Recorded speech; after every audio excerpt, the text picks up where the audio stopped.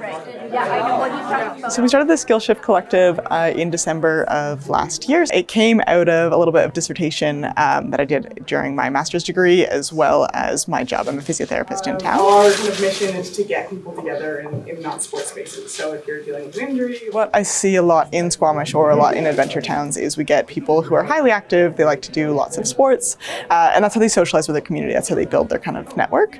And then when people get injured, they don't have the same sort of network and they don't have the same sort of support. So we see a lot of isolation and people not necessarily knowing where to go or where to go in these times where they're not able to connect to the community in the same way that they usually would.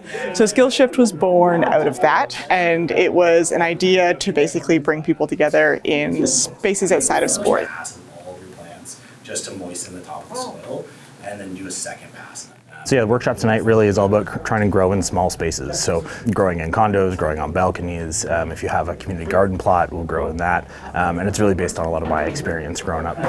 It's also really great if I've noticed you sprayed on. As people in Squamish, we kind of get trapped in the, you see your friends when you're climbing or you're running or you're skiing or whatever. And, it's moving your relationships from sport to something else sometimes gets sticky, or, if you get injured as an athlete and your friends are always out skiing, you kind of sometimes lose those relationships. So Skill Shift Collective really fills that gap where you can start to reach out to the broader community and with like-minded people, and whether you're injured or you're not injured but still want to kind of learn new skills, it gives you that pathway to do it. So it's pretty cool.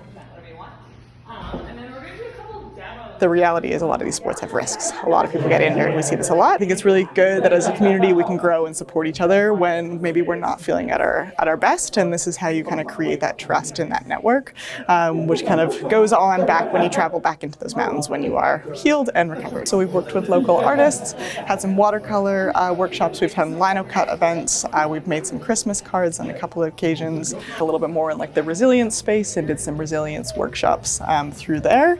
Last month we had a board game night, which was just more of a social event through here. And then tonight we've had an event kind of talking about how to grow your own food and be mindful of kind of like the nutrition and the kind of locality of that food and what you're eating. So again, just trying to like bring people together in a diversity of ways. So we'll be running another event at the end of April at Happy Mess, which is the local art studio, which is really exciting. And then we've also got our first fundraiser coming up on April the 4th, which is also exciting. At the local bar on April the 4th. So we've got some live music, we've got like $2,000 worth of silent auction donations for you to come bid on. There's going to be food. So we have an Instagram page and a Facebook page. You can follow us. It's at the Skill Shift Collective. Facebook is generally where we'll post the link to an Eventbrite. Go into paying for people to keep kind of programming and offering them at really affordable prices. So thank you very much for coming.